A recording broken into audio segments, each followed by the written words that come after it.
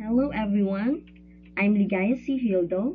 This video is a course requirement for our subject Advanced Plant and Animal Physiology under Dr. Brian Ives Araneta. I will present the physiology of xylem in plants. There are two vascular tissues in plants, the xylem and the phloem, but in my presentation, I just focus in the xylem. Plants and trees can grow so tall because they have evolved pipe-like structures within which are called vascular tissues. Vascular tissue is composed of the xylem and the phloem. The xylem is one-way flow and transports water and minerals. It has no end walls between cells and stiffened with lignin. While phloem has two-way flow, it transports water and food and the end walls with perforations.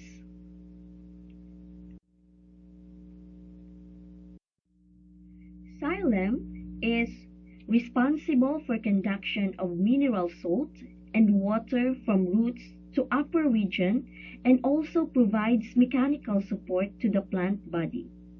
Xylem is also called as wood and forms the bulk of roots and stem of vascular plants. Since vascular tissues composed of the xylem and the phloem,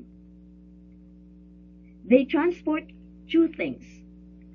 Xylem transports mostly water and some dissolved minerals, and phloem transports food. We will just focus on the xylem and see how it works. Let's think about how xylem is formed. Before xylem was formed, we had normal plant cells, but as they mature, they start losing all of its stuff from inside. They start losing their nucleus, their mitochondria, their cytoplasm, and all that is gone, and eventually they lose even these cell walls, and all the vertical cell walls join together to form a tall empty pipe. That's our xylem. Since it's empty, we can fill it up with water. If these cells lost all its organelles, how come they are still alive? The answer is that they aren't. They're all dead. It's important to remember that xylem is made up of dead cells. They're no longer alive. On the other hand, phloem are made of living cells. The question is, how does water climb up the xylem vessels? Well, it's due to evaporation. When the water eventually reaches all the cells of the leaves, most of them go out of the tiny pores which are present in the leaves. The name of these small openings are called stomata. They are useful in exchanging gases. When the stomata opens up, the water gets evaporated into the atmosphere.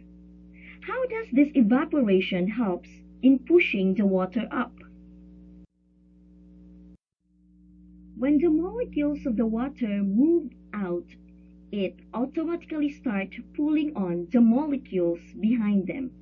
That pulling force starts from the leaves and goes all the way down to the roots. It is like how we drink juice from a straw. We suck the juice from the straw.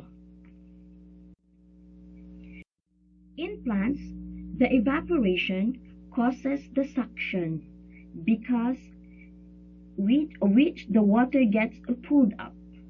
Walls of the xylem tissue needs to be super thick enough to withstand that force. The xylem is really thick and strong because it also acts like a backbone to the plants and trees as well. The evaporation that takes place in plants is called transpiration. During the night, there's no heat because transpiration requires heat which you can get during the daytime. But during the nighttime, there's hardly any transpiration. During the night, root pressure is the only force. How does it work? It is because of osmosis, a special kind of diffusion. Particles don't move from higher concentration to lower concentration, but instead, the water starts moving from lower concentration to higher concentration. As the result of this osmosis, water is rushing in, starts pushing on the column of the water, and that's what causes the pressure from the bottom. This is called the root pressure. We can also call it osmotic pressure due to osmosis. To quickly summarize, xylem tissues are made of dead cells which help in transporting water up, and it happens due to two forces. One is the transpiration, in which the water evaporates and causes suction, which literally sucks the water from the roots.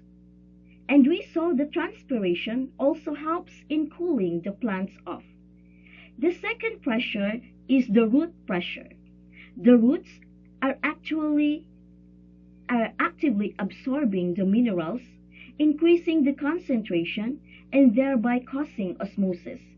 This continuous upstream of water makes sure that every single cell gets the required minerals from the soil and helps regulate the water from the ground into the atmosphere. And thank you for listening.